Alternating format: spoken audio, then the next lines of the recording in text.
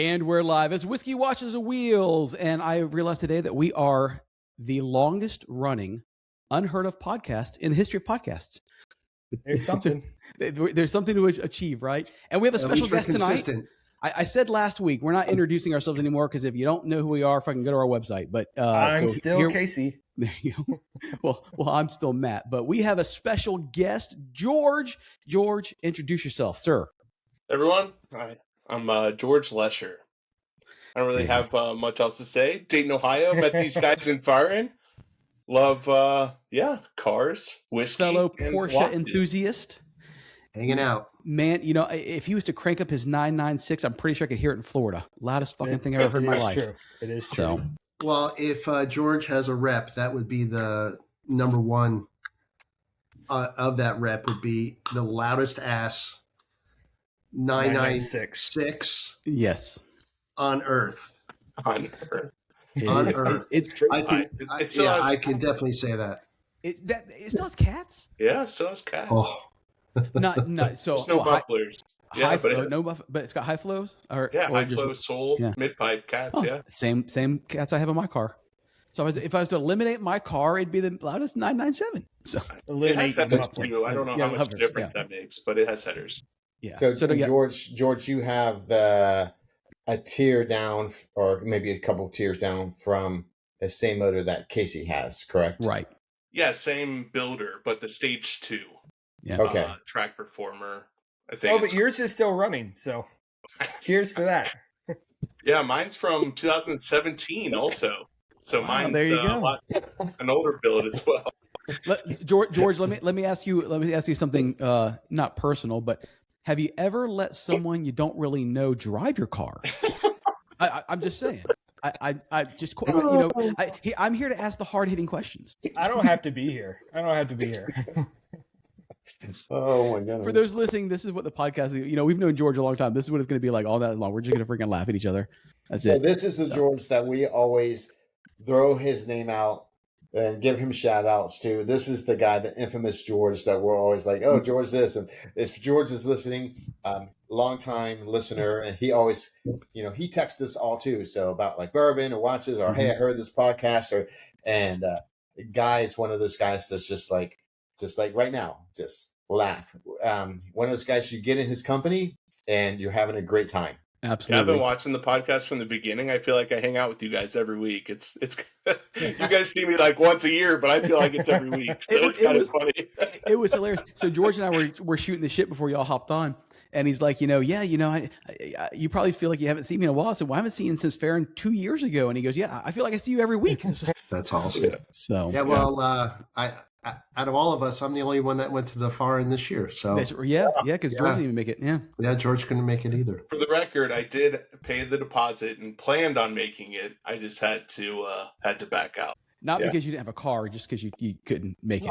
No, I ended up having disc replacement surgery in my neck. So oh gosh, yeah, fucked up there. So yeah, that was at the end of September. So a little too close to driving spiritedly in the mountains in a safe manner. So understood. Yeah, all good though. I missed it for sure.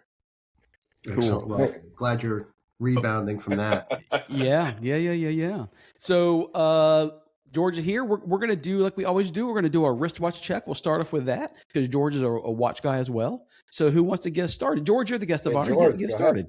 Go ahead. All right. So I have here, I actually grabbed 2 of them. So I have the one I wore to work today, but you guys probably haven't heard of it. So it's called Martinero. You ever heard of them? No. I don't think I have, no. So they actually aren't around anymore. So they started in 2014. They're a micro brand, and they assemble watches out of New York. And so it was started by 2 guys, right? And so this one I bought in probably 2015, like right after they started. So I've had it a while. It's a Miyota automatic movement. Both of them are actually just 2 different movements, but yeah, both Miyotas. Here's the other one, also Martinero, but this one's, you can see the white face. It has actually a nice texture, I like that a lot. and a lot of color here. So is this that one, blue? Is that a blue? Yeah. So it's blue, and then it has some like 3 different colors, like a light blue, a green, and like an orange right here in the bottom also. That's sharp. Yep. Very nice. And then I Did have they the come- band did they with come like with the a native- navy middle stripe. Did you put those bands on there, or they came with different? No, bands? yeah, I put these bands. They came with leather bands themselves. How did you find out about these? Yeah, I was researching, reading articles, like, kind of trying to learn more about different watch brands, automatics, right? And one of like the I don't even remember which magazine it was, talked about this brand being a newer brand and kind of, big value, a lot of bang for the buck. So I'm like, okay, I'll look into it. I'm like, hey, assembled in New York, automatic movements, kind of cool. I won't see very many people wearing it. So yeah, Well, so I kind of they jumped have in. one wearer, just like we have one watcher of our podcast. Yes. So yeah, I bought the one, liked it I liked it a lot. So I bought the other one a few years later. So Do you know what happened to them? Was it just I don't glut actually. in the Was supposed to market? go back. I went back like a couple of years ago, and I was like, "Hey, I wonder what new watches they have out now, right?" And their website wasn't coming up. And I'm like, Oh "Oh, my this gosh. is good." Well, I can speculate that running a micro brand is a fucking pain Yeah. in the ass. So, I could I mean, I believe might know a little bit about it, and yes, so I can only understand what they're going through. Yeah, but yeah, they're nice. I mean, they're also like display back also, so it's Yep. pretty cool. Very cool. Sapphire. Yeah. Yep. Nice. And Miyota's a great movement. The only reason I haven't used any of those is because I'm just used to working on the Seikos, but they build very similar. So, Yeah. So that's what I'm wearing. very nice. I can go next. Go ahead, Casey. What are you wearing today? I got nothing. I just took it off to get under the car and do the wheel spinny thing. We weren't on the podcast then, but I took it off to get under the car, so I don't have one on. Well, so what were you wearing? I was wearing I think it's 98 or 93 0333. Oh, the one you got from Australia. SKX. Yeah, the Australian one. Yep. Yeah. Okay. Wow, Very Matt's cool. got a good memory. I do have a good I memory. was like, where are you going with this, Casey? Yeah. Who's next? Fuck, I'll go. Whatever. I am today. I'm bringing the fire. I got my all gold turtle, baby. Oh, Ooh, Bringing the fire. So I still really want one of those. it's great, dude. I like it. It comes from Seiko with a black strap, and I found this gold band on strap code, and I really liked it, and it matches perfect. And so it's just like 1980s gold motif. It's good. Yeah, little Invicta vibes on that one. No, bite your tongue. It's too small to be an Invicta. It'd have to be like a 55 millimeter to be an Invicta. We saw. I sent you Matt's new watch, the Invicta. new watch. Exactly. Yeah. I admit my faults freely, and there was a period of my time when I didn't know shit that I bought Invictas, and once I really started getting into watches and realized what garbage they were, I immediately sold them. But I will say this: I didn't make money, but I fucking broke even. I sold every one of them on eBay to some other schmuck who thought they were great. Excellent. And so it was perfect. You ever hear the app called Whatnot? It's an auction, live auction. Well, I go on that. I get notifications for vinyl sellers, right? So when I'll go exactly do you achieve any work? I was going to say work. I mean, we're buying houses, we're buying whatnot, we're buying cars. Buying cars. I'm almost retired. I'm getting close. So, Okay. Well, anyway, with this Whatnot, so I got an alert today of a vinyl seller. So I went on and it was shit. I closed it, and then the next store up was Invictas starting at $1. And I had to click on it and just watch it for a minute or two before jumping on. It was pretty fun. I sent it in our group chat. I was at BJ's a couple weeks ago, and they had those things there for on sale for $50. I'm like, all right, think about it. I mean, I buy parts to build a watch, and even on the cheapest ones I can buy, I'm still spending $130, $140 in parts. The parts are costing probably $15 to build these things. I mean, what are they doing? Yeah. Well, they're all quartz, aren't they? They do make automatics, but the vast majority are quartz. Yeah. Okay. But even then, a decent case, all right, with sapphire glass is $45-$50. I mean, just the machine, the casting. Right. But you're buying one-offs, Matt.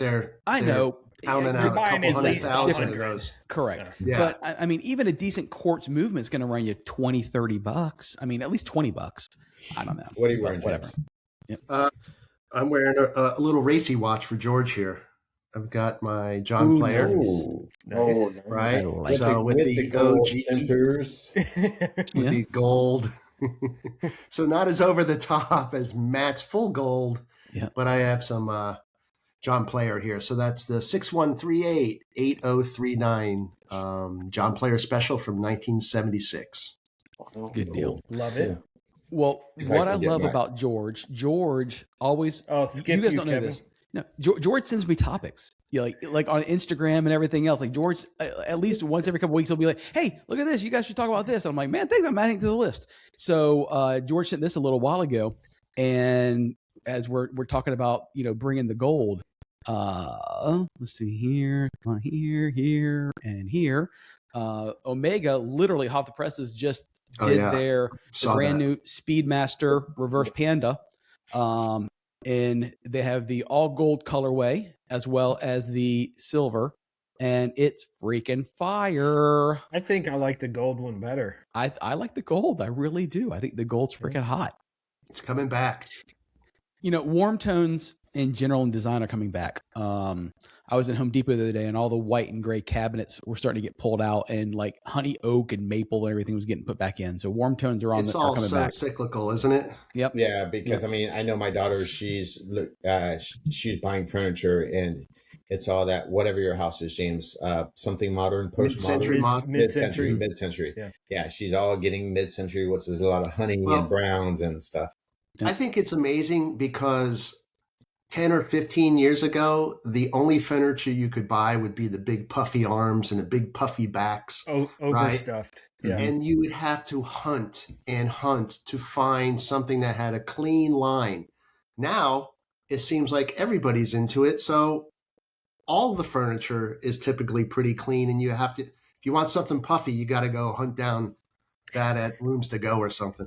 Yep. Yeah. So that was, 15, 20 years ago is when I was getting out on my own. And the only place I could buy something that I liked, which was opposite of what my parents' house was, because that was basically like living in an antique shop, was IKEA.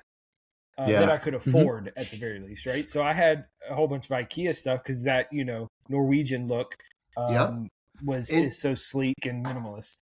In the end, Casey, that may be the sole reason that furniture is popular from everybody 20 years ago buying a $199 brand new sofa, right? Anyway, Kevin's got a watch. I know it. I do. I pulled this out of the archives here. So I have a Breitling. Nice. Swiss Air. So it's very fancy, like dress. I don't ever watch this, but I didn't wear a watch actually today, but I put it on. You've never showed this on the podcast before. No. It's got an exhibition back. Limited production. It says all this writing on the back. Certified chronometer. Yeah, chronometer. Manufactured in Swiss, and it has even the Swiss Air logo. So I guess this is for the guy who actually was telling me all about the stuff about how to use it and how to, for the air and the miles per hour and all this stuff. I was like, wow. I mean, it's got a lot. Yeah, it's got a lot of stuff on it. So I bought this. One of the reasons why I would never buy another Breitling is because I did pay as much as a Rolex for this watch. And then I went to my house and looked it up on eBay. And I was like, oh, wow, I could have got this for 20% cheaper. Yeah. So not this, but like later on, not exactly when I bought it, but it's a great watch. It's nice, but they just don't hold a value. It's not a Rolex or anything like that. I like the watch. It's just a little bit too fancy for like what this chain. What is that bracelet called?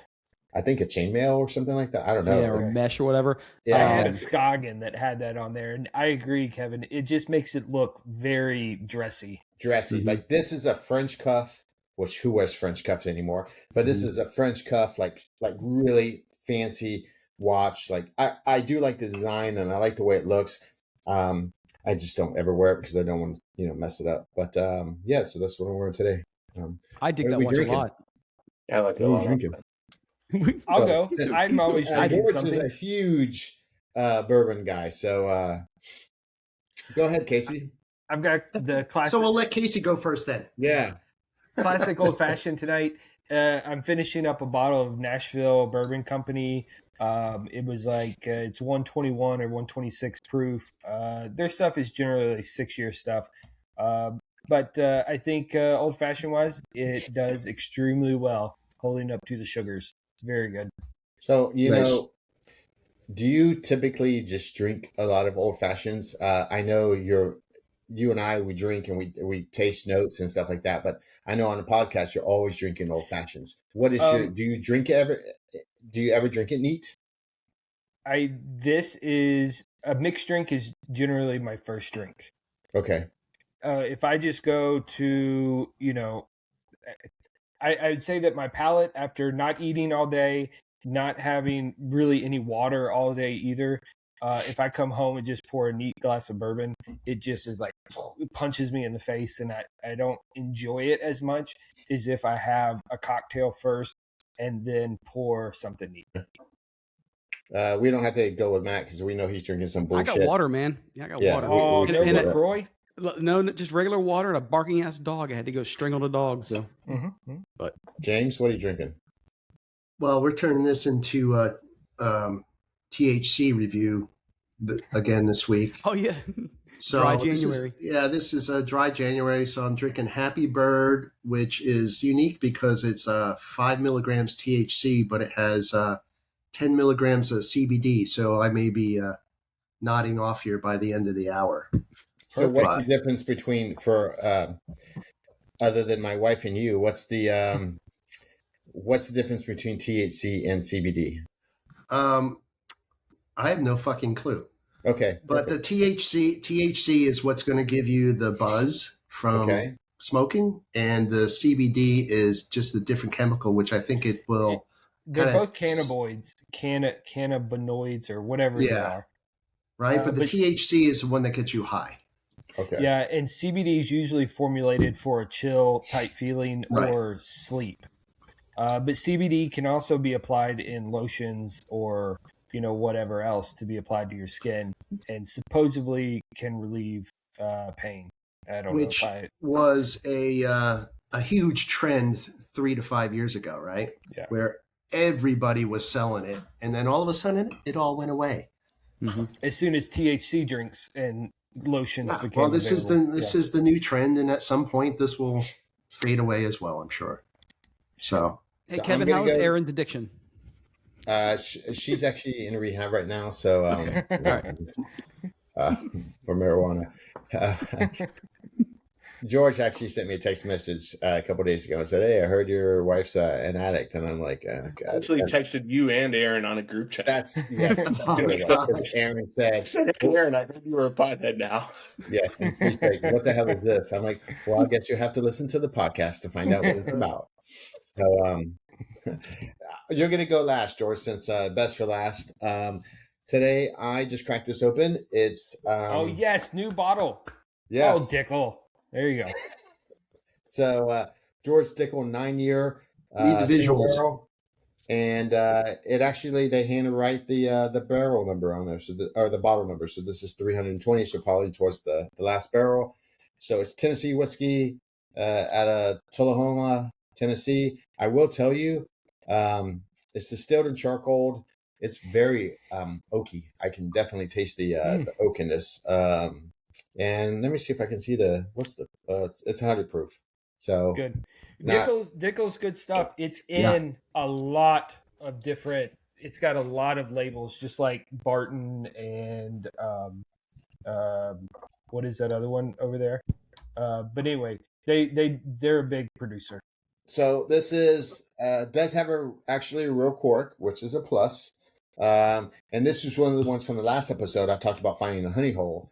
This was one of the bottles that I had to buy my wife's rye that she loves. It was she crushed. Yes. So you buy, like, if you buy, $100, you can buy from this lot. If you buy $300, you can buy for this. Well, I think it was like 60, 80, 100, 150, 300. And then you could buy that. So I don't know what I don't know what MSRP is on this. It was probably $10 over MSRP, but it's pretty good. And I'll probably kill this bottle this whole week because I have been drinking quite a lot this week.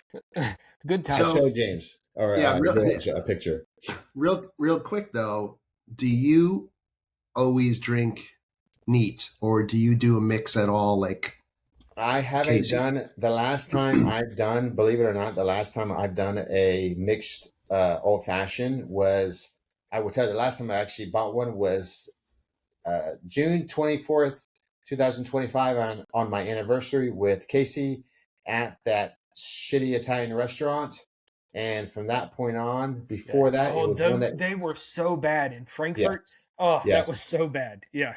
So from that point on, especially because we were drinking everything neat, I just said, well, the hell with it. So when I drink anything with sugar in it now, I just wake up groggy. I feel like I have a headache. So I just started drinking it neat and really trying to do my palate. I used to drink or smoke cigars 25 years ago. And, you know, now it's just even Aaron has been drinking rye like neat. Like, I need to actually stop because I love a good old fashioned, but it does the same thing to me. If I have two of those, the next morning I was like, oh my God, it's not a hangover per se. It's just like crap. The sugar. Yeah, it just makes you feel like just a sugar low type of thing. But and Casey's, we've all had, well, not you, Matt, but Casey's are sweet. Like, I mean, he's putting juice and all this. I mean, it's like drinking Kool-Aid. No, let me be clear. I do not use juice. Oh, I use simple syrup. And that is double. I do 2 to 1, so Simply it's real sweet. simple. And then I use a tablespoon of Luxardo syrup. I do not use a tablespoon. I do use some, yes, and some stevia. It's very good. Hold your mouth. So here's my question: can you taste the ethanol in my old fashioned? Yes. No, I mean, then the next time we're together, make me one because that I can probably drink. Here's the thing: you guys, you guys, they've been offered to you, Matt. Not old fashions. You guys give me nitro fuel. You give me fucking nitro like glycerin shit. You know, friggin', you can run a Model T off of it. You know, that's what you're trying to feed me. George, what are you drinking? I grabbed Kentucky Spirit single barrel. Ooh, nice. What a nice bottle that is. I know about that. Yeah, it's delicious. It's good stuff. I don't know. I think it's still hard to find. I mean, my bottles that I found in Rockford, Illinois. I was on a work trip, and it was one per person. And I made my boss buy one for me, so I got 2 bottles there. And then I was on another work trip in Seattle, and I found 2 bottles there. So none of them in Ohio or Kentucky. But I was even at the distillery, and that was the first time I tasted it at Wild Turkey. And I thought it was delicious, so I started looking for it after that. But they didn't even have a bottle there. They just had some in their tasting area. You know, I get, as I've said on here a lot, I get really frustrated by the hard to find type stuff because I can never find it here in Virginia. But I'm surprised that Turkey has not kind of pushed more of this stuff out to market. They run an industrial procedure there, above and beyond what we see the other guys doing. And the fact that, Kentucky Spirit, even the Turkey 8-year that's out now, like I've never seen it in the wild. I had to have someone buy it and ship it to me, Kevin. But Kentucky Spirit, same way. Kevin shipped me a bottle. Like that stuff is super hard, in my opinion, to find for a company that puts out so much product. Like you guys talked about, I think the bourbon industry, right? They up their capacity and output. So I think we'll start seeing those hard to find things a lot more available now. Well, I think that's correct. During COVID, they started all that bullshit. And now since the market is kind of slowing or decaying or whatever you want to call it. It's a combination of both, right? The market, the demand's slowing, right, from all the hype. And all the CBD supply is higher than what it was. Sure. Yeah. And CBD is a big part of it.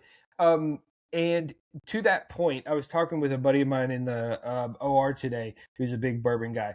But why is it still impossible to find regular, standard Buffalo Trace? It's not here. It's not. Well, okay. So here in Virginia, it still cannot be found at ABC stores. Really, it it's is like still $27. allocated. They're actually Yes. discounting it here. You can also buy it a lot of places online and ship a whole case to you. That very well may be true, but the product should. What I'm saying is the product should be easily available on the shelf. Something normal And like that. if it is in Ohio, Florida, James, I'm sure it is for you in Carolina as well. Why the fuck is it not here? Because again, that everybody knows that's a good, easy, everyday drinker. It's not my favorite.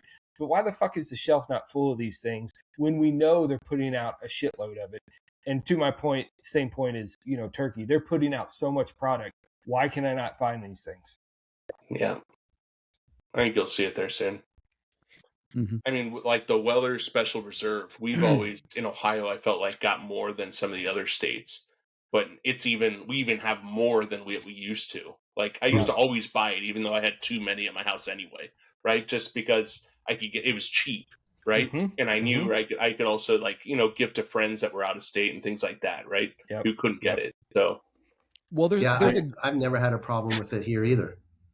yeah. That's really? wild. The green That's label? wild. I thought for sure you were going to whoop out the King of Kentucky, George, and be like, so this is what I got today. I got my King of Kentucky here. And we're like, whoa, shit. Like, okay.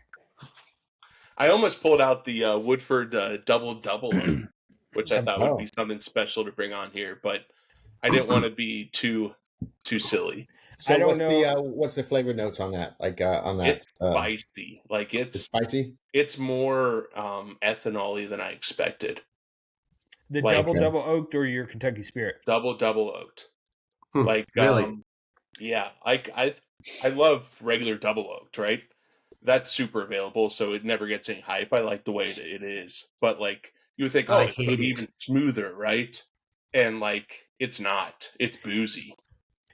Really? George, I have a single barrel pick of the double oak at barrel proof, which it's weird because the barrel proof's only like 98. It's really low. But it is very ethanol-y as well. And while it's good, I enjoy it. I am super surprised at how much kind of ethanol nose and finish that you get. They actually just released this year's bottle today at their distillery. I got the email yesterday. Nice. And It's very. It's a weird time. If you let it sit and air out, will it still have that? I don't know. I've never done George that. George ain't got time for that shit. He's got a straw in it. Let's go, baby. So I'll tell you guys a story. For my 25th anniversary, I went to see me and Casey. We did the Bourbon Trail with our spouses. We did that, and then we said, "Hey, we don't travel very much. If we do, it's like overseas or something." So I've been to Ohio, but I've only been to Cincinnati, and we talked about Skyline Chili, and I said, "Let's go see George." So we went to his town of. Where do you live, George? Dayton, Ohio. There you go. Dayton, Ohio. It's a big city. Like farm town. What do you say? It's a city of 1 million people.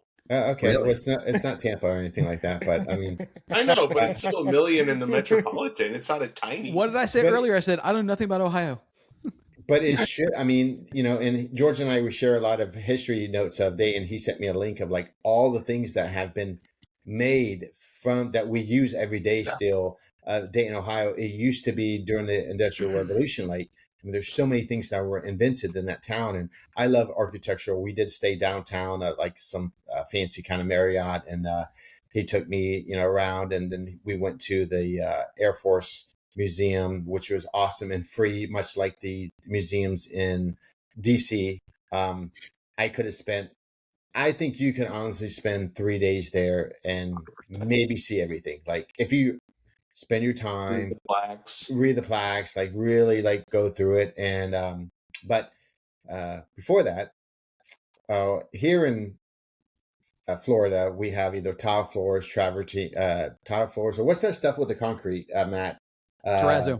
Terrazzo, like the old 1950s terrazzo, right? I love like that mid-century stuff. Yeah, like terrazzo or tile or wood floors. And we go to George's house, and it's like, just like, and some of our listeners, you guys are kind of probably like laughing, but we don't have carpet here. Like most places don't have carpet unless you had a house from 1980s or 90s and you're still rocking the old carpet. It's wood floors or tile. So he has this like nice plush, like, I mean, white, almost off-white carpet, right? And my wife's like, "Oh my God, I remember these houses and like when I lived in New York and I lived here." And I'm like, "Oh yeah." She's like, "This is so nice." And she's like clawing her little fucking toes and stuff. Well, you step down, and didn't she fall and spill something on your carpet, George? Yeah, so Red she was wine. going down the stairs. I think, yeah, you were Diet like, Coke? I was you might drunk. have been like, go to the restroom at the time. She was coming Okay. down from the kitchen, and she slipped and ate it and dropped about 4 or 5 stairs Oh God. with her drink in hand. Oh. Threw Yes. it everywhere. I mean, and I was like, "Oh, That's why you can't take Indiana women out, man. No, I mean, so That's what It happened. didn't matter. I was worried about her getting hurt. Carpet can get cleaned. It was no Yeah. big deal. So Check her ankle. we proceeded to.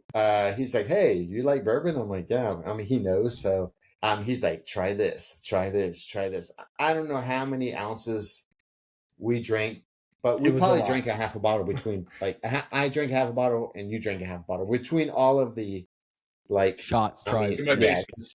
Yeah, in your basement. Just like, have you had this? I've never had that before. And he's actually the one who turned me into bottled and bonded Barstown, right? Because you're like, hey, and I think I talked about it on the podcast, like, oh man, this was excellent. He was giving me, and I was like taking notes, and we were just, I mean, cracking up, laughing our asses off, and then we saw each other again at what was the thing, James? That we Luft. just went to Luft Luft the Cool. Colt. Yeah. Yes. Yeah, he was there. And again, he and I went to some place, and we were like, we have a picture, which I need to find a picture, where it's us looking at one of his buddies, Tim, took a picture of us using AI, like using the spaghetti straw or the spaghetti, like Lady and the Tramp. Because we were looking at a bourbon menu together, like pointing out the stuff. Like, we'll try this, we'll try this. So, George, you have quite the collection, correct? Yeah, it's like Casey's, right? A little over 200 bottles, somewhere around there. Yeah. That's insane. And what In a whole basement, not just shoved into a fucking closet. Yeah, And yeah. what I have a cabinet, which I like organized by distillery, and then I have all my open stuff like on top of I have built-ins also, like, and then I have all my open stuff on top of that countertop area, and then I have like an overflow and bottom cabinets too. George So is how do you- fancy. How do you determine what is open and what's not? What's your kind of house rules? I don't really have house rules. I'll open anything. That's I good. don't buy it to collect. I buy it to drink. So Good. That's Yeah. the Good way it answer. should be. Yeah. I would make fun of you otherwise. So, welcome. well, good. I passed the test. No, I just hate when I go to somebody's house and they're like, "Oh, I like bourbon," and they have one bottle of like, regular Woodford that's open. It's like, "Oh, don't touch the E.H. Taylor. I Don't touch." think I have like 4 bottles that I don't want to open, but it's because they're not even like the juice isn't even special. They're ones that we actually like wax dipped at the distillery and put our thumbprint on. Nice. Yeah. Or I have Really? Jimmy Russell's signature on a Wild Turkey bottle, right? Yeah. But the Well- juice isn't special. It's just the bottle. What about those weird people that open up one bottle and finish that one before opening up another bottle? I don't They're really understand freaks. those people. I have about 80 bottles that are opened. So here's George. You say about the signature. I won a bottle of Booker's that had Booker signature on it. Yeah. It's open. I don't care. I mean, it doesn't mean anything to me, really, right? But it means to me, because I was like at the Wild Turkey Distillery, right? I didn't like win it. And so I was at the gift store. This was the time where I actually got to taste the Kentucky Spirit that same trip. Mhm. And I'm just looking for regular stuff, right? And Jimmy Russell just randomly walked in. It wasn't like a scheduled event. I didn't No, wait he's outside. he's there a lot. Yeah. Yeah, he walked in with his bib overall, sat on a Yep. stool, and I'm like, that's the guy. Yeah. And so, like, someone else walked up to him and started talking. I'm like, that's the guy. So I just, followed suit, got a picture with him, and he signed my bottle. That's really cool. I've heard on the podcast and stuff that he's there a lot, and he'll be there for like an hour hanging out and just truly wants to like talk to Yeah. people. He's a friendly, good old boy. Yeah, and that's loves bourbon. have not had that experience and doubt I will, but I think it's really cool that he does that. Even if you did, it wouldn't matter because we had the distiller do the same thing at Barnestown, and Yeah, that I got a bottle's bottle. open too. Exactly. Yeah. And I think you opened that bottle that night, and I was like, yeah. But he signed it, and you're like, I don't give a shit. I don't care. Okay. Yeah. But I don't to me, care. right, I can buy Wild Turkey Rare Breed like at any liquor store I walk into. Wow. Right. So to me, it's just about the memory. Right? This is the guy that would play baseball with the fucking Mickey Mantle signed baseball. Like, oh, it's just baseball, right? No problem. Like, I don't care. That stuff just doesn't do it for me. I don't fucking care. Yeah. It's the experience that I want to have, and I'll cherish that. But the signature doesn't mean anything to me. Yeah. So how did you get into bourbon? Since you are the guest, I think we need to ask. You know, we all know about us four. How did you get into bourbon? And man, I don't even know. It was a while ago. Probably 13, 14, 15 years ago, maybe. It was like right out of, I mean, I graduated college in 11, so that kind of ages me, right? I'm 37. I know I'm the young buck, but yeah. So I kind of got in, and I'm like, you know what? Like, I love beer. I drank a lot of beer in college. I mean, a lot of beer, right? But like, hey, like how I kind of want to take that next step, right? In my mind of maturation. Adulting type of thing. Yeah, right? So I'm like, I don't know, kind of like how Kevin is a little bit, right? When he gets a little taste of something, he starts to dive deep, and that's what happened to me.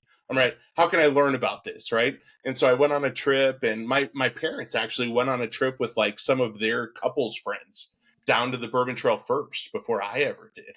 And they had so much fun, right? And they talked about it. I'm like, oh, that sounds like a great time. So yeah, so I did that actually with my wife now, but we were just dating.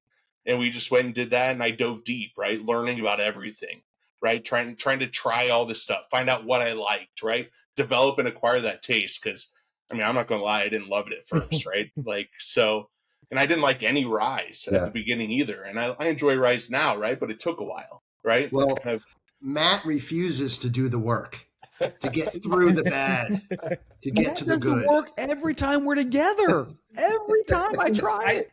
I do find it fascinating because, George, I kind of had the same thing where growing up in Kentucky, I was always around it. I would always have a sip like, ugh, this stuff is garbage.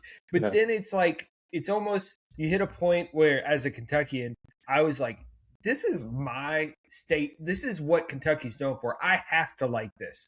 Yeah. And so I started developing, you know, that kind of, at least I could drink a bourbon and Coke. At least I could do a bourbon and ginger and like, enjoy some type of bourbon drink. But it wasn't until well after college for me where I sat down and actually was like, okay, let's get some Elijah Craig 12 year at the time, you know, when it was age stated. That stuff's super sweet and enjoyable. Like, let me try to learn how to drink this and enjoy it. And that's when started doing some of the tours and, you know, kind of get the experience. You're like, fuck, this is so cool. Like, and this is my people's. And that's when I started kind of falling in love with it. Yeah, you talk about mixing. Actually, my friends and I, we used to mix like just Jack and Sprite, and then we're like, well, let's see what's more than Jack. And we went to Gentleman Jack, and then we're like, and then all of a sudden I'm thinking like, why am I mixing this, right? Like, and then, yeah, it just evolved from there. Sorry, James. Well, no, I was just going to say, I think our palate matures as we get older as well. So you're more open to some of those more sophisticated tastes. I think, you know, we all have a beer palate for quite a while, right? Because it's water. I mean, our palate is like, oh, this is water with some sort of flavor in it. Because we're all chugging Miller lattes and, you know, whatever. I still do that every once in a while. Yeah, of course. Genesee. Yeah, I mean, come on. So, I don't know about that one. Coors Light, the champagne of beers. Maybe one day my taste palate will graduate to that THC stuff that James is drinking. Yeah. That stuff is Kool-Aid. It's Kool-Aid. Yeah, it's good. Casey, I'll give you credit though, because if I was from Kentucky, I would just have to like stick with fried chicken. I don't know that I could. I really enjoy fried chicken as well. So, and George, what's up on our? Sorry, Kevin, go. So, I mean, do you guys want to go into topics, or do you want to talk about more of our like famous guests here? I mean, it's up to you guys. Both. I want to talk more to George about George and his and all that kind of stuff. At some point tonight, before we break, we do need to do a quick little about Porsche's recall, because that's what's on the thumbnail. So we, at least that way, we can say, hey, we did it. So let me ask a question then, George. So we talked bourbon a little bit. let's talk 996. Yeah. First, how did you start? Where did kind of your car life start, and how did that morph into Porsche? Right, and I'm sure that's a long story. You can give us a quick version, and well, let's just start there. Where did your car love start, and why the 996? Yeah, it is a long story, but I'll make it short. It started with my dad. So my dad was a farmer and then a mechanic, and he was big into farm trucks, but then said, "Hey, like these big farm trucks, right? I also have a huge like thousands of pounds of tools and fuel in them that I'm carrying around, and I'm driving all over the fields. I need something efficient."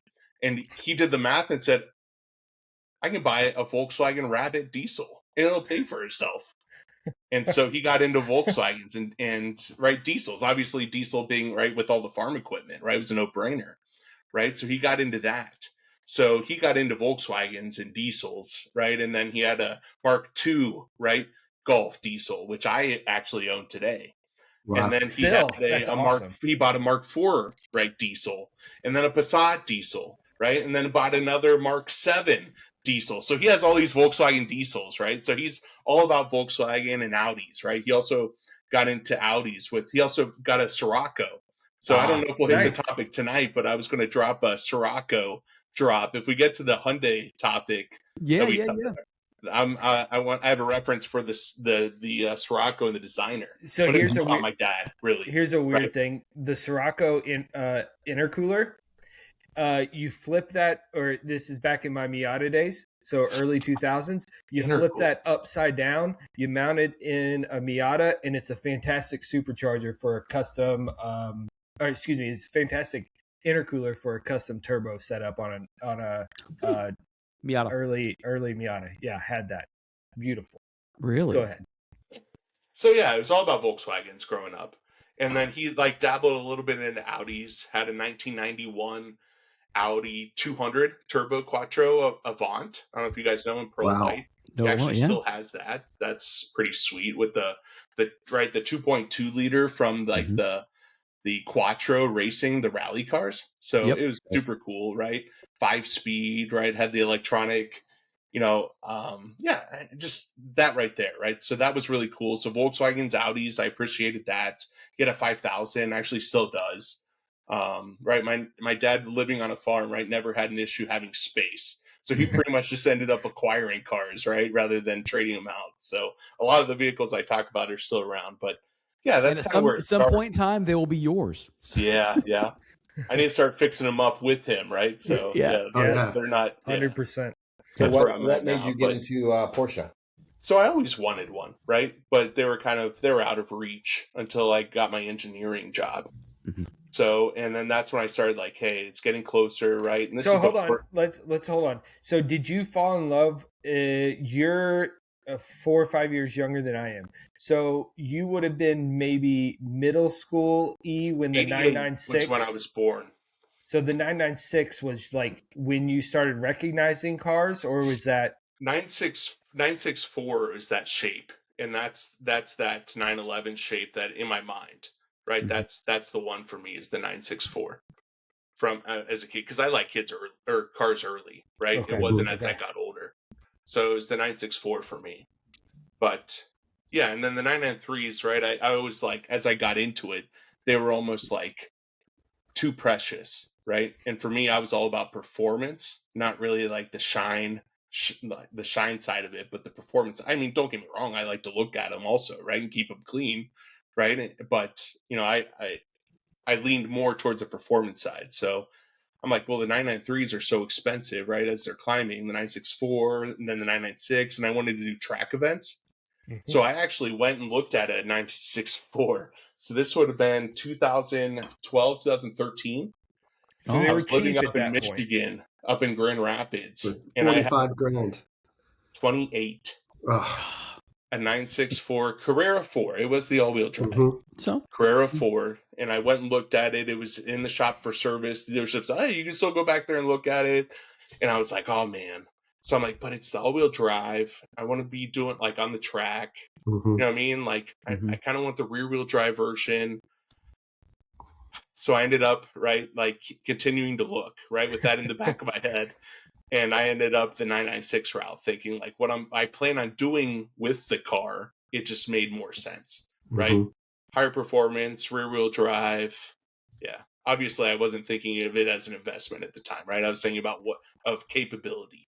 And so that's how I made up my decision. So I bought my 996 like what, March, April, May. So spring of 2013 is Oh when I wow, bought you've my owned it a long 996. time. wow. Good for Yeah. you. Yeah. Yep. So did you get the engine from Jake because you blew your motor, or was Yeah. it? So okay. I 2016 at Mid Ohio. So Yeah. I was going on the front straight, and on the front straight going into turn one, it's a very high speed, right? High G turn. And as I'm going through that, all of a sudden I started feeling vibration. Actually, there's Mid Ohio right up there. That's my home track. That's about 2 hours from me. So I spent a lot of time there, and all of a sudden vibration, and all of a sudden Christmas tree. I'm like, oh, and then boom, shuts off.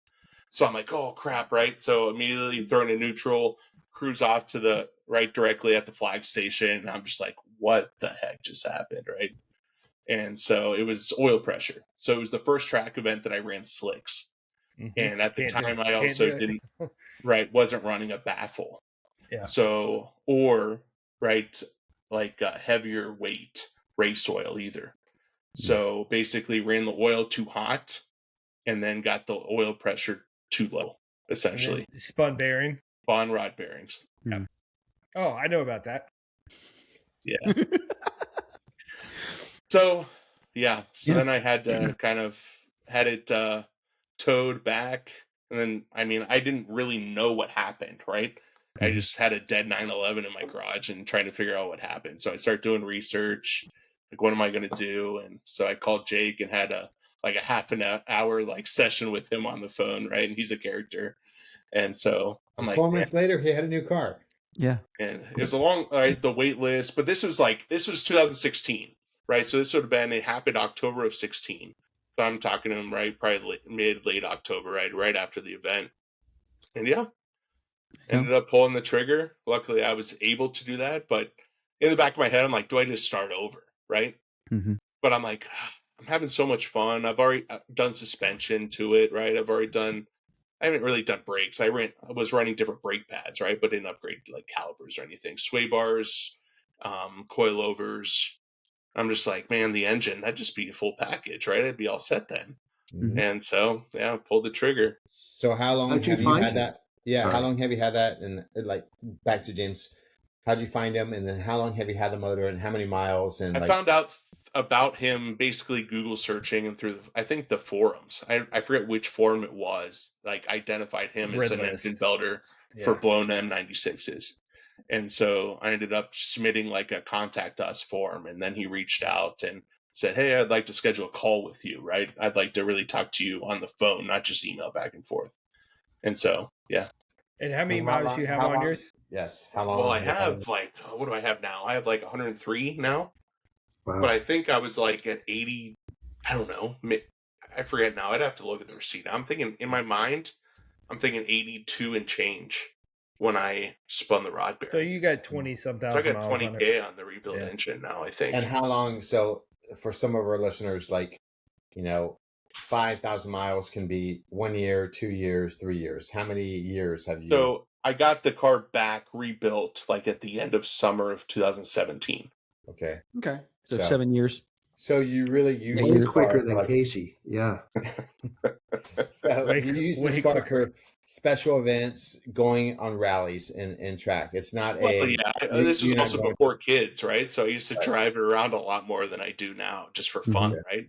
On the weekends, like I didn't take it to like work often, right? But like maybe every once in a while. But yeah, it was basically my weekend car, right? And you have another badass car too, that I think you're trying to sell. What is this? Yes, I Yeah, wouldn't well, consider it's it bad. Actually, I I think it's the badass. back.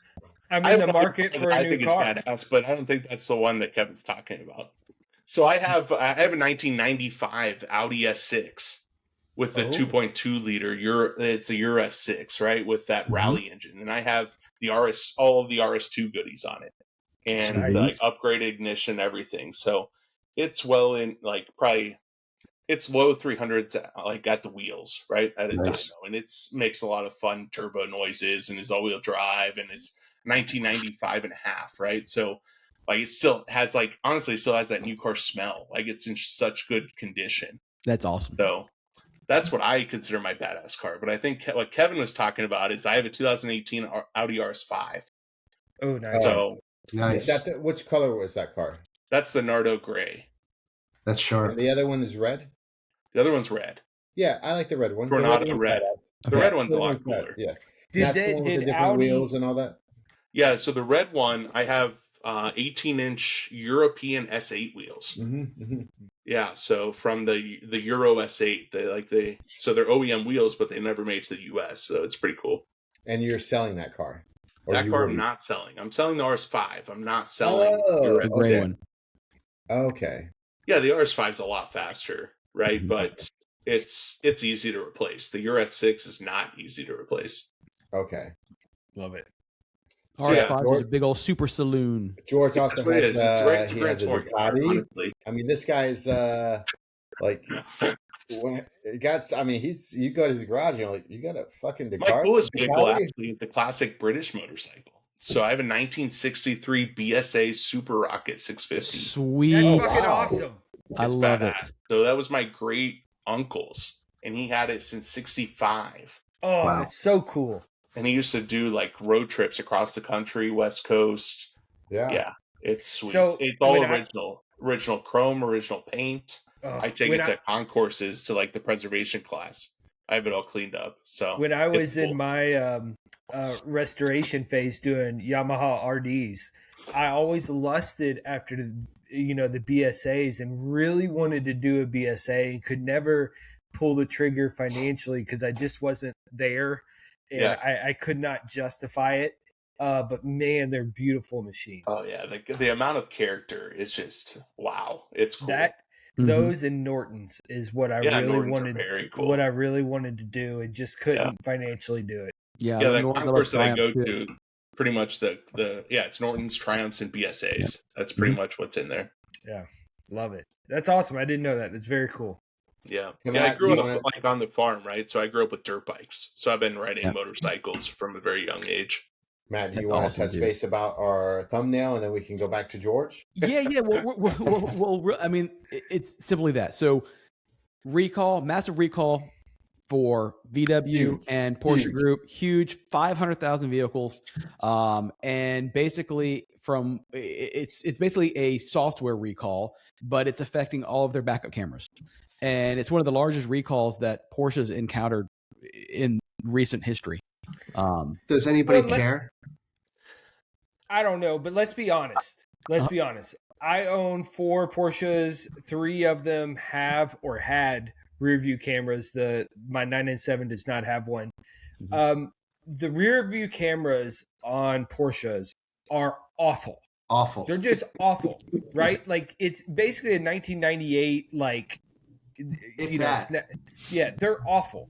So whatever they can recall, if there is any fix out there, I applaud it. Even if it's a forced recall, if they can get some better image quality on that fucking camera, you can have anything behind you, and you may be able to look at it sideways and can. figure out what the fuck it is. Okay. So I don't know if I said this last week or we were just chatting beforehand, but on my Macan, when I back up at night, I Which is literally have what to year? What year? 18, a 2018. You think I can get into one of these cheapo cars that come with it and it's going to have a better camera. Yes. But when I back up at night, I have to hold my brake pedal down just to light it up my driveway to be able to back up and not roll over something. Mm-hmm. Yeah. Terrible. Yeah, it is unbelievable that all right, so we all buy these things secondhand, but say, my Cayenne, the diesel has, I don't know, a sticker price of like 118, 120, something wild. And it fucking is garbage. Mm-hmm. Garbage. You can't tell if it's behind you the Herbie Kirby or a person. I mean, it's so bad. It's so bad. Well, So have any of us got letters? I mean, I have not. It's showing it's basically models from 2019 through 2026. There you Yeah. go. And I can't afford They that. blew off everybody who had shitty cameras beforehand. But Right. you know, my take when I said just to clarify, who cares? It's a software issue. It's you know what I mean. It's bring it in, get it replaced, out the door after you finish your cup of coffee.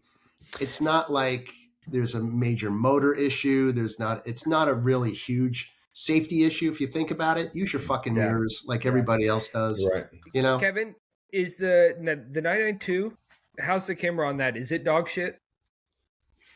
So I can't even back up a trailer unless I'm using my mirrors. Right. Okay. I don't. All right. So All my cars real. have. So Yeah. I don't even use it anyways. I'm not. And everybody yells at me and like, why are you looking like behind you because you have a fucking camera? you're smart.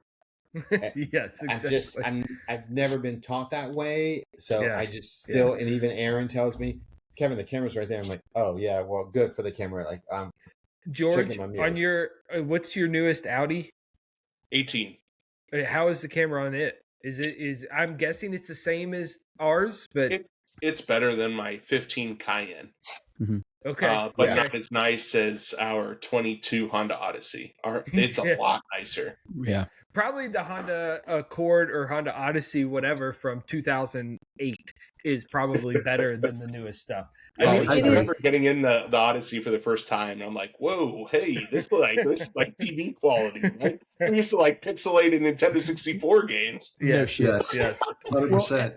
And I Tecmo misunderstood. I misunderstood this recall when I initially read it because when it keeps using the term rear view, it kept saying rear view camera, and so I'm thinking of a backup camera as a backup camera, a rear view camera as all the new ones that actually have it as the rear view mirror. You know, like you don't have a mirror any longer; you actually have a screen there. So So who has that? There's no cars that they all have rear view mirrors. No, that's not true. There's There's The new Well, Corvette, I think. the Corvette. Most of the new GM Yeah. cars all have a digital rear Correct. view mirror. yeah, the Camaros have the camera. All the Tesla vehicles have the camera. None of them have an actual physical But I'm mirror. saying, as far as Porsche is concerned, Well, other than and- if you get a Manti GT3 RS, And that was the thing. I didn't know if the new Porsches had that technology or not because mine's 2007. So I simply didn't know. So I could understand the hubbub and the, you know, if this was a major issue, if it was, hey, now your rear view mirror is gone. You have no other But option. this is backup camera. And I'm like, Kevin, I don't even, I don't have it. And even in my Durango, which I do have it, I never use it. No, the so- 2020, what year are we on? 2026. So the 2027 Porsche, if it had the digital rear view mirror, it would look like, what is that stupid game the kids play that it's just blocks? Minecraft. It would look like Minecraft in a fucking mirror. You just see, like, if there's a car behind you, it's just like 6 blocks of just white. Well, it's not just Porsche. So here's the funny thing, the ironic thing. So when I had my Ram, which I liked my Ram, it was 2022. It had an 8-inch screen, crystal clear, beautiful picture, very sharp, very crisp. I get my new 26 Durango, and I'm like, oh, this is going to be great because it's got a 12-inch screen now, right? I throw in reverse.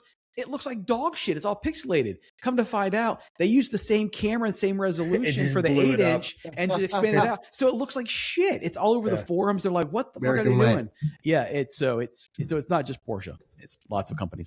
Now, I will say the Porsche with the Manti kit that has the carbon fiber back glass, that is a rear view mirror. Mm-hmm. Wow, can you spell camera. that? Okay. Now, let me just pour another. Yeah. That quality is like when I saw that when I was packing up the car, I was like, wow, this is cool. It's badass, but it's an aftermarket company. It's a Manti, right? Yeah. Well, no, it's not even Manti. I think Champion Motorsports made it and a couple other people. So it's not even Porsche affiliated. I don't even think if you get that on there, that's not part of the Manti kit. I think you still have to use your mirrors. I don't know, but it's pretty neat looking. has GPS and all this other stuff on there. It's pretty cool. As I pour myself another. So anyway, that was our thumbnail. George, you're not even drinking. What did you do? You just showed us your bottle, and then you were like, "Okay, this is it." He killed the bottle. Oh, he killed it. I had a full glass, and I started it a half an hour before the podcast, and I had to refill it in middle podcast. So I don't. There you go. Yeah, me and George were on here just shooting the shit before y'all even hopped on. So, we have jobs, Matt. What I know, I have a job too. I just came straight home. James, you don't get a job. Stop lying. Exactly. I'm searching why not right now. Well, yesterday I'm on a freaking conference call and my phone's going bing, bing, bing, and Casey and James got into this thing. I look over and next thing it's like 47 text messages. We were having a discussion. You were. It was you were legit. having a discussion. It was legit. Yeah, you sure were.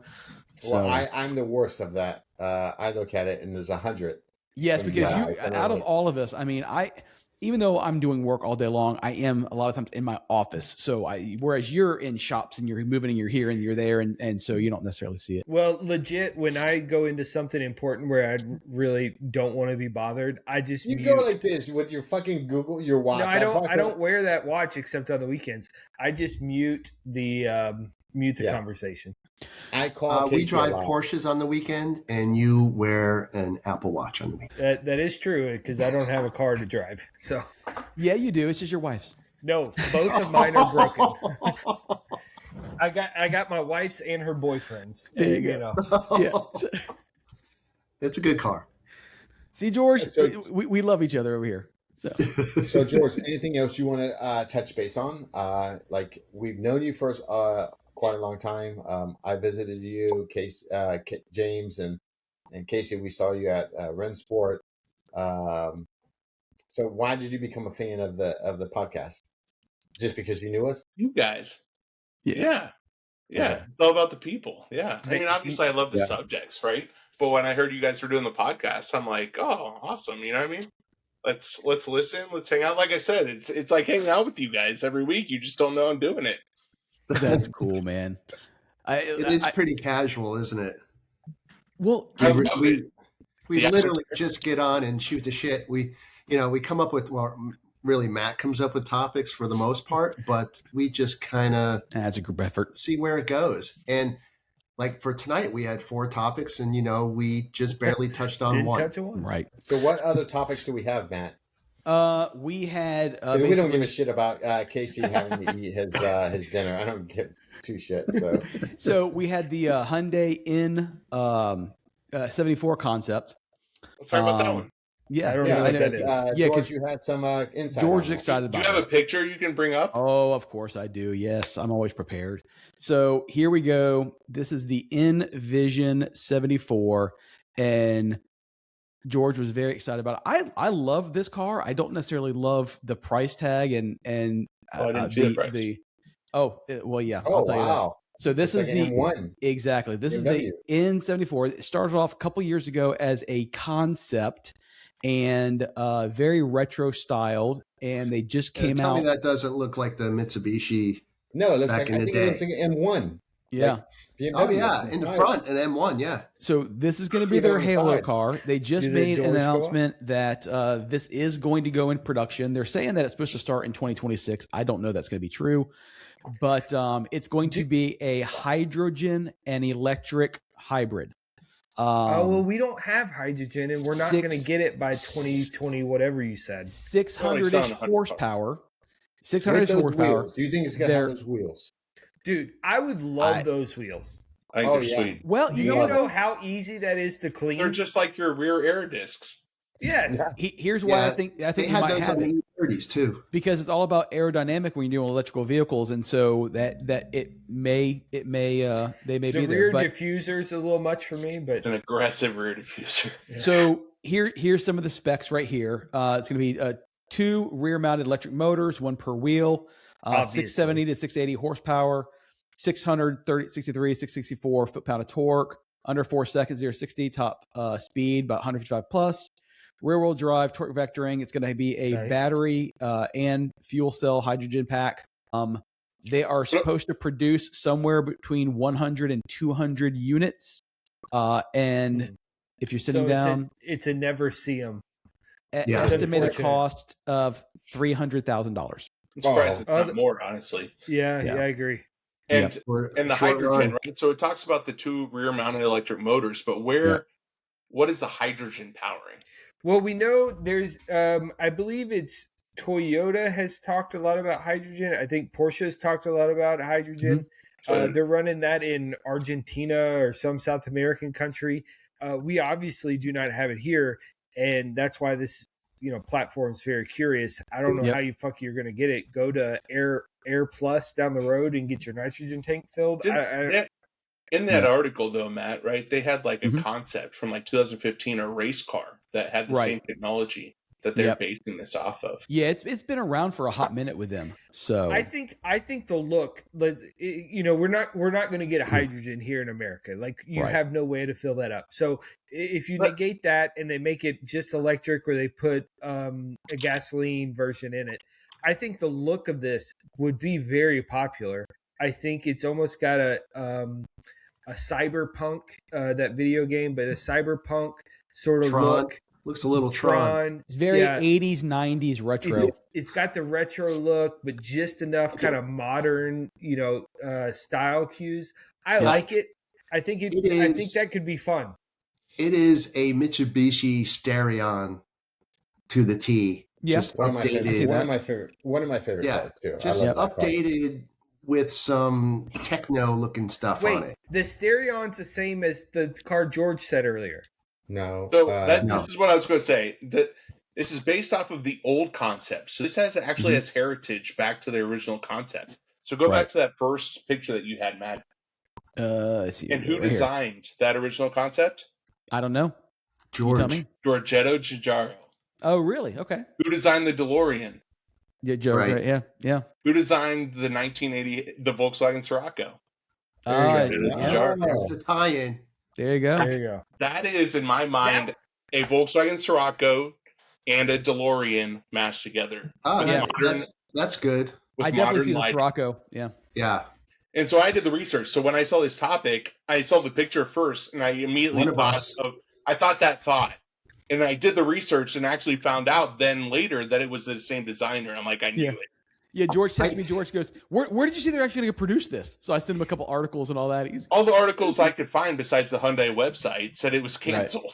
So I'm like, Matt, I don't understand this topic. It says it's canceled. Yeah. And I to was be like, fair, George is doing the research. We'll just go with the George flow is here. probably the Yeah. smartest out of all of us. So for what I he would. does. Well, he is the engineer of the group. So Yes. Yeah. He worked Hey, for. I know my who own do you work- business, so Close I'm that not for gonna a second, say- Matt. yeah, close it. Okay. Close that up for a second. Because, So you can see my The- face. yeah. The Stereon here, right? So But the Stereon is very boxy, and also that was also a conquest too. tell me that doesn't look like Yeah. what we There's just saw. certain- Very there's similar. certainly Yeah. It's the cues in same there. angled rear. The B pillar specifically. Yep. Yeah. Yep. Okay, Same so now, shit. now No. Google 1988 VW Scirocco. I SCIROCCO. can sound it out. Well, it's a weird one. He So knows I'm trying to help phonics. you. He's like 80. That's what they You know, did back then. so George, you probably know this from listening to the podcast. I love VWs and I love the GTI. I've always said, I still say the GTI is the greatest car that does everything. But I was always bummed that they never brought the modern Scirocco to the States because it's such a nicer body style than the Golf. I would have rather had, listen, bring the Golf on the regular, Golf. But as far as the GTI, I'd rather have the Scirocco GTI than the Golf GTI. It was But the also Scirocco- basically a Golf R coupe, Yes, the but Scirocco, so it did was not hotter do than the good, regular GTI. Exactly. and it did not do good in the United States. Like I have had a couple of friends that had them, and they just did poor, like sales wise, anyways. Yeah. Oh, There you okay. go. Good Look at point. Oh yeah. Front Nailed end, it. exactly. Yeah, Nailed it. Yeah. yeah. Absolutely. So my parents bought it one brand new and still have it with 88,000 miles and change on it from brand new. Nice. 1988, 16 valve. Wow. Then Love So, does your dad have all when these I think cars of in, like, a VW barn? It depends. So like they have like a log house with like an upstairs garage and a basement garage. And then he has the shop building too, where they did all the maintenance on the farm buildings. So a huge shop as well, right? That could fit the huge like farm equipment. Okay. nice. Because in the 80s, when I think of VW in the 80s, I just think of the Rabbit and everything, and those Rabbit. rusted. They all rusted. So Yeah. how are they not getting this thing to rust? Are they just What thing? in the The barn Bronco? all the time? Yeah. I mean, it was cleaned and garaged. Yeah. There you go. Love it. It's beautiful too. I took Yeah, it it's to. a Do you great guys know looking car. Waterfest? It Yeah. was a very popular Yeah. Volkswagen show, Yep. though it's in New Jersey. So I actually took it up there and showed it at Waterfest back in 2008 or 9. Does it still exist? Waterfest, I think it Yeah. does. Well, let's fucking go. Is it still in Jersey? I'll I meet you don't. up there. I mean, I have like I think it's in Probably. Maryland now. they had a Well, drag strip. even better. Maryland's a lot closer for me. Yeah. Well, Maryland No, was they H2O. still have it. That was They a still different have show. it. So Waterfest is not there anymore, but H2O I think took over that. So Well, and they then, well, go ahead. Waterfest they were 26, at the baby. same time. H2O and Waterfest. They were different shows. Mhm. At the Atco Dragway in Jackson Road, Atco, New Jersey. I There you don't go. really like going to New Jersey. I really don't like Neither the do I. people. Yeah. Mhm. Especially if their name is The Garden James. State, baby. Yeah. It Yeah, was when you were fun. A lot talking of fun. earlier, George, about, you know, It's Ohio so funny and that all this stuff. we all think of that though, but like James, you being from Jersey, like if you go to like Livingston, New Jersey, it's Fancy. so pretty, like so nice. Like everybody thinks Jersey, either shore or Newark. City. Mhm. Yeah. It's like there's some really nice places there. Well, and It let's is the be Garden honest, State. the Garden Yeah. State is right, and where New Jersey Raceway is nothing but like cornfields and like wide open spaces. And so when I went Yeah. up there to do motorcycle racing, driving up expecting to be like city, and you're driving into Podunk, you're like, wow, this is Raceway a spot Park. of this is a spot That's of New burned Jersey into I my didn't head, know. Casey. Do you know how many times I've heard the commercials for Raceway Park? I don't know, but their water tower is checkered like a flag, so I like it. Nice. There you go. Nice. But it's like that in every state, man. Everyone has preconceptions about certain things, and I mean, even New York. You think of New York to get the city. My sister lives in upstate New York, and it's like in the middle. It's like Canada. I mean, it's That's a different country. You're right, Matt. And the only state that actually holds up to all the stereotypes is Florida. Yeah, 100%. Yeah, I mean, listen, we're open carry, baby. You can.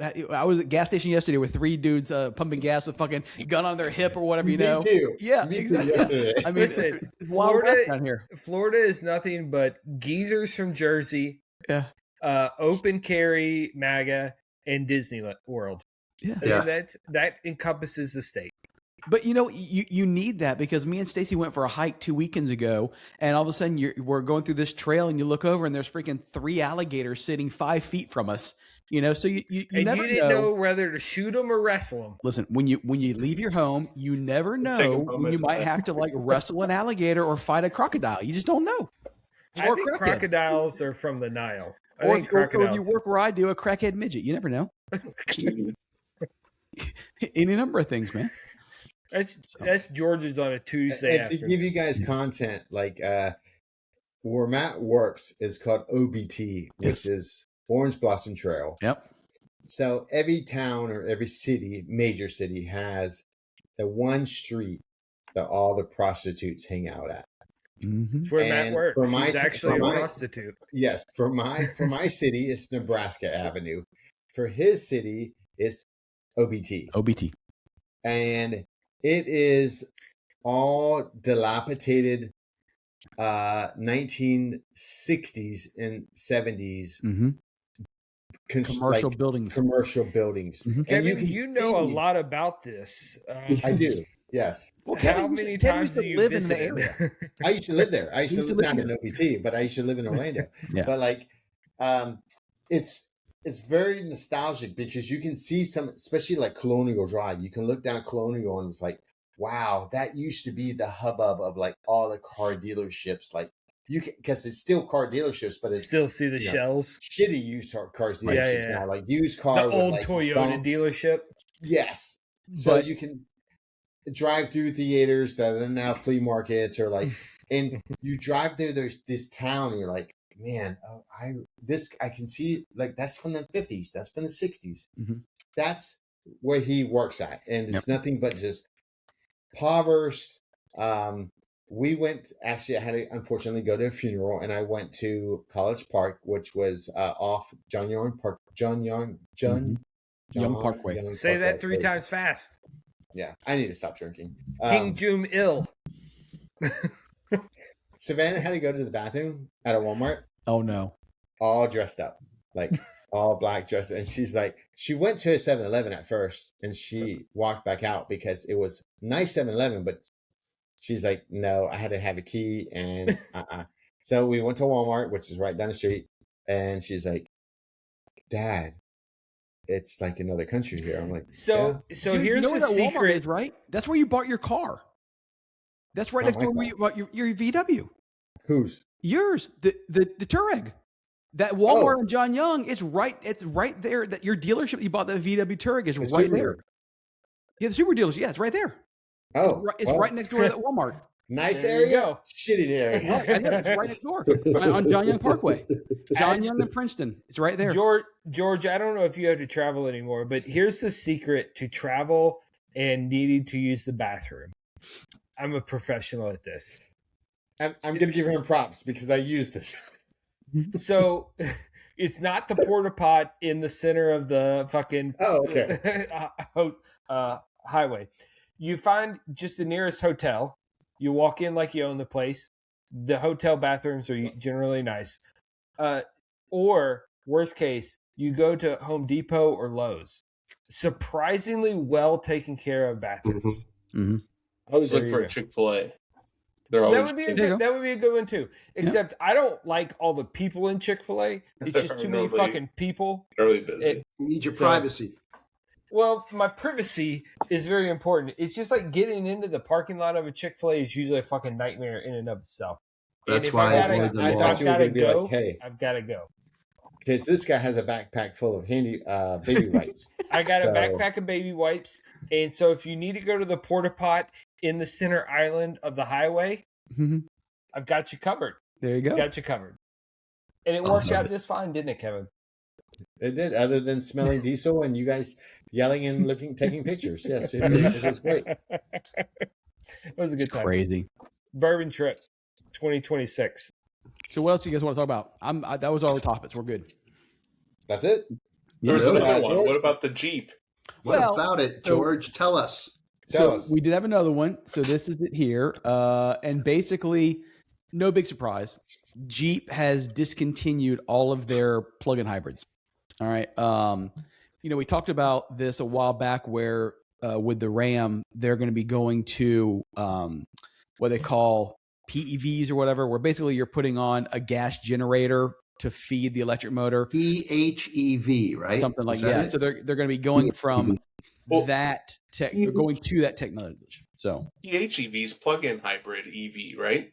okay, so then they're getting rid of that, and That they're would going be- to Range extender. EREVs, Yeah. which are range extending EVs. So that's like the Scout. Right. Which Correct. is a Volkswagen. Supposedly. Right. Supposedly Scout, a the Ram. Scout. I love the new Scout. Scout's freaking hot. I love their Whoa, brand. hold on. Scout has not produced anything.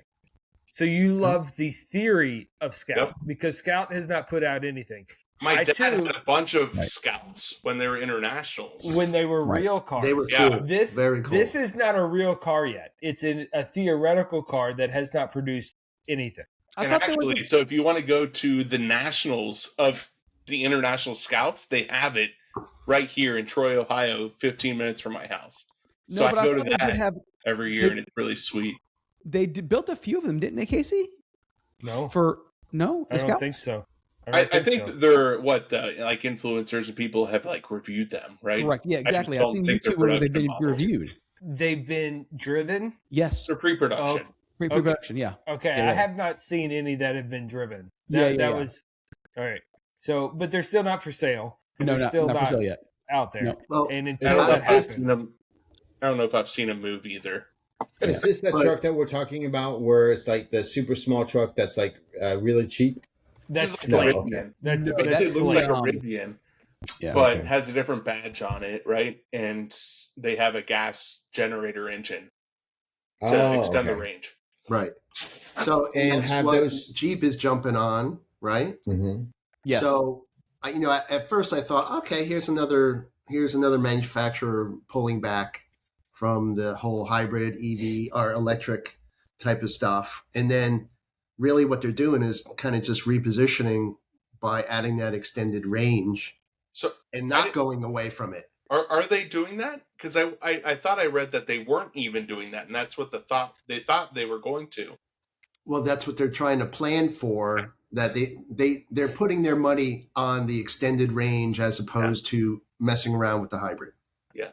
Well, and I think that's because they're not even competitive in the hybrid, and they realize it. Right. Yeah, I think that Trump coming into office and crushing the EV kind of market, kind of in general, with the incentives going away. Removing the credits. Yeah. I think that really crushed Scout and Slate, for that matter. And I will be very curious of how those two companies kind of come out from this. And I think we've discussed on here many times that complete EVs is probably not the way for a lot of people that if you live in the city and you really just drive around in the city 30, 40, 50 miles, like an EV is fine. But if you travel outside of the city at all or want to keep in the back of your mind true freedom, and I'm not using that as a political term. I'm using that as I want to travel or get away term, that an EV is not the way to achieve that. And whether that is just a mentality or your true political beliefs, that's up to you. But a true EV, you cannot achieve that the same thing that you can achieve with a hybrid, which is where I think we should go. Sort of model, and I think that Scout. I think we all agree on that one. So I think that Scout and Slate may have to change their engine platforms to be able to accommodate that. But the Scout was range extender, so it had the gas, right? It had the gas engine already for its generator, right? So it does that already, whereas the Slate did not. And then also like that credit, right, was such a higher percentage of the Slate's overall price versus the Scout. Right, you're talking about 20-25% of the Slate price versus 7-8% of the Scout's price. So I think it'll impact Scout less, and Scout has the range extender. I think Scout's biggest problem is the delay. Right? They released it. There was all this hype, and then here we are years later, and we still have a product to and they're still not calling it for till 2028. It's like Volkswagen's problem with the ID Buzz. There was all that hype, and it took forever to get get out. And they didn't release and they didn't release the short produced anymore. They're not going to produce the Buzz anymore.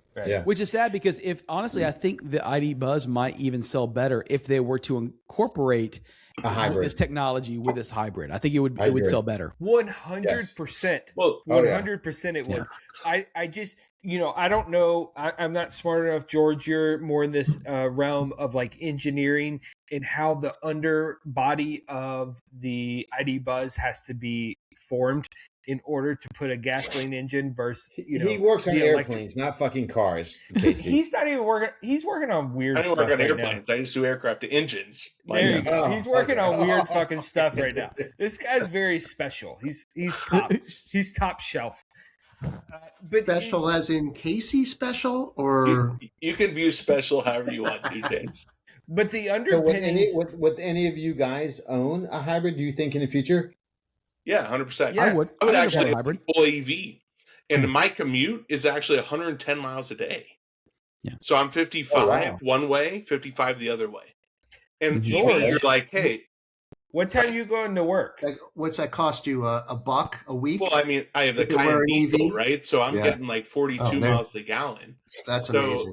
It's not a big deal, but like, it's very comfortable and nice. I love my Cayenne diesel, right? I am a big proponent and fan of that thing. But like, even it's more so convenient for doing a tune on it, right? And then we have the Honda Odyssey for the family road trips, right? So I don't like, doesn't matter. I don't need the EV for that. I can just use the EV for commuting. And GE Aerospace, right, where I work, has a bunch of plugins where I can just plug in and charge my car for free in the parking lot. Right. So It's yeah, killer. I would 100% get an EV. Well, James, Yeah, I What's as that? we did. would you get a hybrid EV? No, I'll be honest with you. Like, you would be the one to get one, but you're also a very car person. So, and you don't Yeah. travel very far neither. Like, so. Now my commute is 14 miles Right. to the office, and that's You only should have an EV. yeah, that's only 3 days a week. But I don't want one. I think The rest of the fucking time he's on Why Not and like everything but the house and eBay and fucking jerking off. He had to throw that in there. It's only 3 days a week, but no, commuting to the office. It's Yeah. working 5 Yeah. days. It's just work from home for 2 days. But Uh-huh. I think I would maybe down the road, but certainly not around the corner. Because a Tesla would work for you. What is the turnoff on a hybrid or an EV now? I think for the most part they're just really ugly. For me, I have to have an attachment to the car in an emotional way, and typically an EV has some kind of fucked up futuristic looking thing. Like think of the Honda when it came out and they covered the rear wheel wells and stuff you know what I mean? And make it look like it was some kind of scientific experiment. And James, and I think it still carries on that way. Yeah. James, now, I do like the Ioniq. That's true. James is the extreme because he is a car person, right? When you take the other extreme, which is the toaster, and just like if it works, like I'm going to go. I think most people are in the middle where they want to have something that looks decent, like they want to be proud of their car. You're spending a lot of money. Cars are very expensive. Where they want to have something that they want to like look at and be proud of. Those are the people that are still buying, in my opinion, gasoline or hybrid engines. And so how do you get those people to be full electric? You got to make it look good. And that's where I think the full electric vehicles are really missing. For James, his take. Persona, right? He's driving 20, 30, 40, 50, even let's say you drive 100 miles a day, right? George. But if it looks like dog shit, like you're not going to get those people because the cars that they're buying are averaging 40, 45 miles to the gallon in a hybrid. So at the end of the day, people are coming back and saying, shit, this looks good. And the gas mileage is fucking amazing. I get EV out of my neighborhood, whatever. Like, it's fine. I fill up once every 2 or 3 weeks. Who cares? I think there's just still some angst about being caught out with a full electric, right? I You just never know. agree. Because, yes, I pass this charging station every single day, but when I actually need it, the connector's been ripped off. Or it's going to be full. Yeah. Right. Yeah. So I think there's still some angst there. And then having we've talked about this, the hybrid just totally makes sense for the world we live in at the moment. Yep. Right. So James, I do have a question for you, James. Like, this is the first time you guys have actually heard this. One of my favorite cars, and you guys are going to laugh at me, believe it or not, is a BMW i3. I think they're great looking. Yeah. So this was a long time ago. What does your wife's boyfriend think about that? I don't know. I don't talk to him, but the wood dash, sleek, small. It's a great city car. Yes, they made a hybrid too of that car. But like, James, when that car came out, did you actually look at that car? Because you were a BMW guy at that time. To buy, no, because it just wasn't what I would need.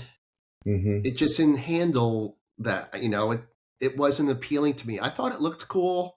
Yeah. It was kind of ugly, kind of fresh, kind of new. So it was, like an ugly mutt dog. It just, in the end, it looks kind of cute. And my understanding is they were pretty good cars. They had really good torque. And for city driving, my gosh, So even though you live in the city, so that just goes to point, even though you have somebody that lives in the city that is like you like design, no matter what, you still how do I Are- say this? Like, it's just because you have that lifestyle, you live the design, It's to have not that, winning. to buy an EV car, it's, you really have to like push that car to get somebody to flip over. Because Yeah. James, even myself, would love that car. But You're it's right, just like, Kevin. no, You're right. like, Mhm. Yeah. And I think when that came out, it was a car size yes. issue, Well, right? let's go a different route. And even Matt, how far away from work are you? Like, your company doesn't do EVs. I believe you had to get a Dodge. Yeah. But like, you very well could have an EV as well and take your own personal car when you have to do your round trip to see the other stores and whatnot. We could, yeah. I mean, like I said, my company pays me to drive the vehicle I have, so it's for doing everything. That's why I said I know I will have a hybrid, because I bet you anything in the next probably 6 years they convert our fleet to hybrids just Your from a next cost cycle, perspective. Yeah, right? we'll be Yeah, driving hybrids. Just to get back to Kevin's point real quick about the little BMW. Personally, I would rather go out and buy a 2002 and get my 35 miles to the gallon in the city in a 2002 looking badass. Yeah. Okay. Yeah. In a 74 2002. Yeah. Without air conditioning. Yeah. who Well, cares? that's true. That's true. Well, yeah, but your commute so he's short. not going to the does office. that- It doesn't matter if he's sweaty. Does that old guy Yeah. even begin to sweat by that time? Like, You George, wake up sweating. George, you and I may walk out to the garage and start dripping in sweat, but old people, it takes a minute for their body to register. It takes a while for that sweat to form. Yeah, I'm in a t-shirt if it's above freezing. Yeah, exactly. You wouldn't make it in Florida, buddy. It gets In hot. No. Florida, I would Steamy become hot. a puddle. Yeah, no kidding. Couldn't do it. Snowbird. See, I can't take cold, but I'll go to the office in long pants and a long sleeve shirt in August, and I don't even sweat. Put me in Panama City Beach. I'd be in Georgia every weekend. I'd be fine. I want That'd the be fine. Carolinas. I think the Carolinas are perfect. Yeah. Carolinas or Tennessee. You can extend that over to Tennessee too. Mhm. So Absolutely. we all share those mountains. Yep. So So All right, cool. good look. Oh, Casey's getting Yeah. hungry. I'm fucking hungry. My He's wife is hungry. cooking dinner. This room smells so good right now. I am Are going to you, go are you, crush. are you making deer? Smells like Is an it old venison? diff. No, we're having. Fuck you, James. Well, we're having some rockfish tonight. Oh, nice. Have you Awesome. considered replacing and repairing it rather than buying a new car? Yeah. So I have, but the front diff requires dropping the front subframe, and to be completely honest, it's still winter here, and so we still kind of have weather issues, and so Ashley's Cayman is on basically not slicks, but Summer tires? they're summer tires. Yeah. And so I'm nervous about her driving that when it's very cold and wet. Mhm. I can drive her Cayenne, obviously, and it's completely fine. But we're kind of in that flux where, I had this discussion with Kevin. So it's got 320,000 miles on it, That's a lot. right? So it's been amazing. Like I bought it for $19,000, and I've put over 200,000 miles on it with nothing more than suspension. I had to change all the rubber in the Recently. suspension. Shocks are fine. I did that over 150,000 miles ago, and all the suspension bushings are all still fine. It rides beautifully. The engine is good. Interior's great.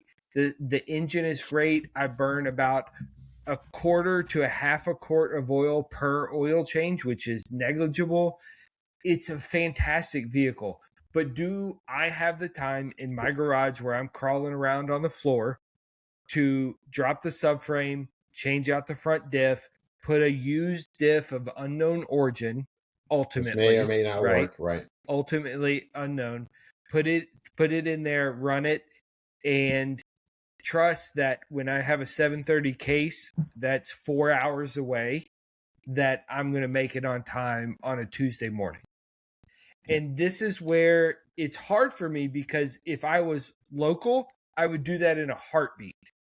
But the problem is I drive routinely 3, 4, 5 hours away sometimes for surgery, and I can't miss those things. Like if I'm an hour late, that's literally a patient that's waiting on surgery, or the surgeon says, "Fuck you, Casey. I can't use you because you're not dependable."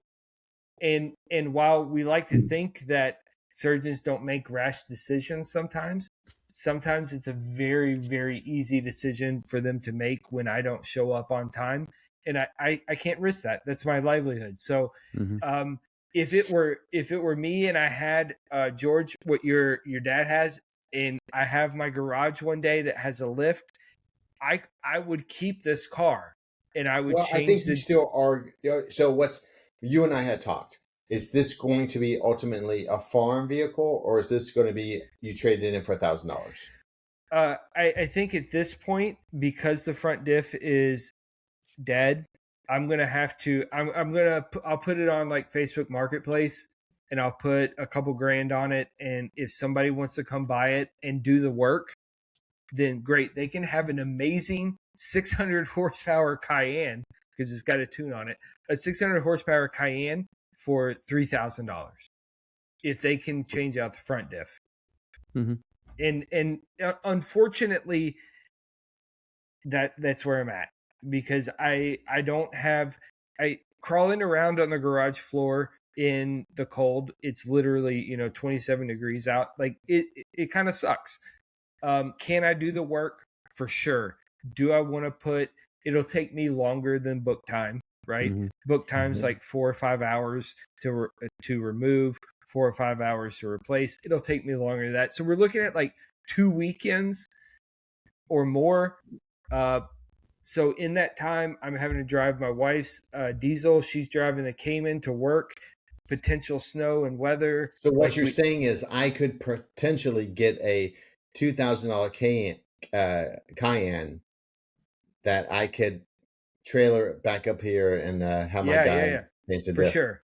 For $300. If you want to spend $5,000 on a shop, but you wouldn't, Kevin, right? Like you could have your guys do it. It wouldn't cost you that much. Kevin has guys on payroll, so right. It wouldn't cost you that much. But they still get paid. Well, yeah, you still get paid, but you're paying. The diffs are $500. They're just like the transfer case. $500. Isn't it cheaper in the end to spend the $5,000 to get it done locally? No.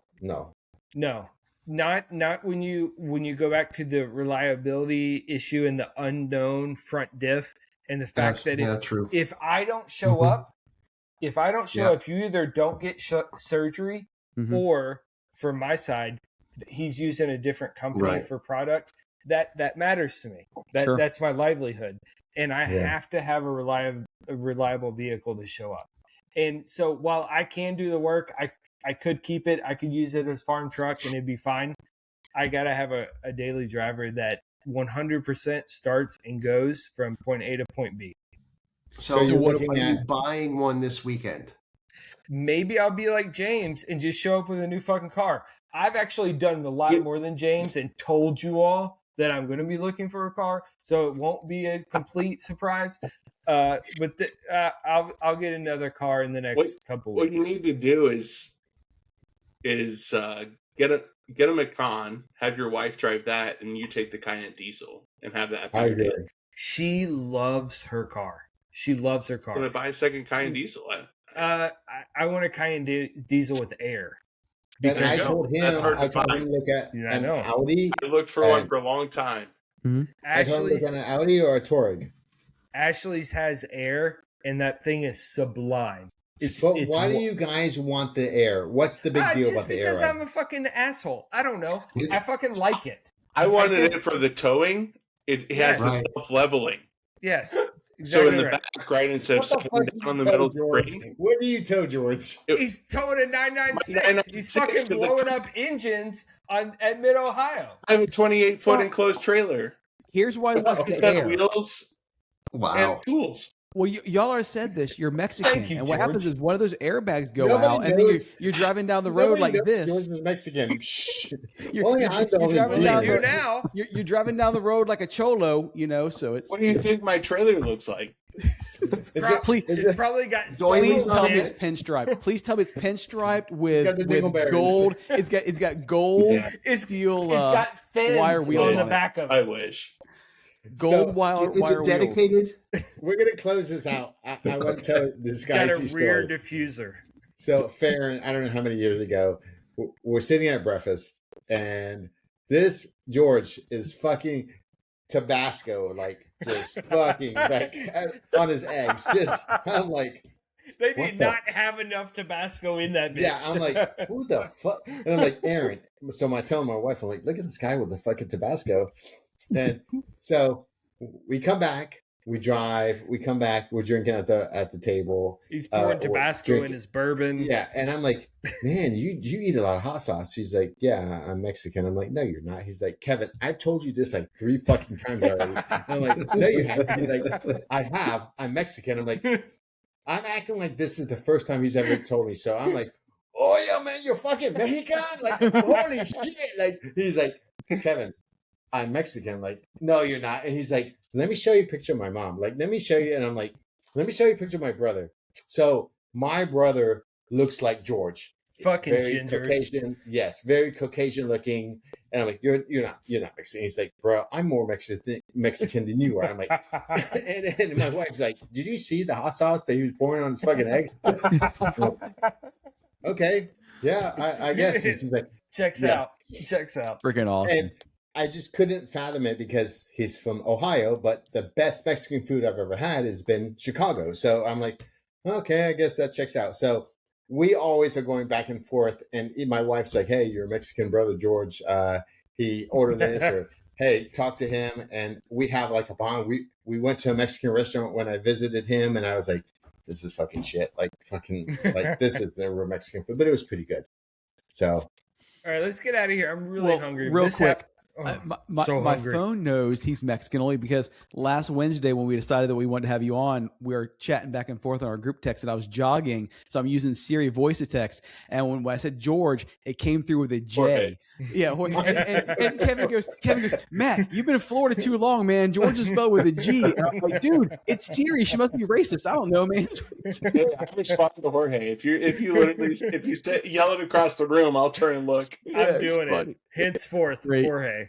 Great. So, all right, guys. all right, guys. Thanks Thanks, for George. listening. Thanks for George for joining us. Thanks for This was having the me. first time, but this won't be the last. It was great.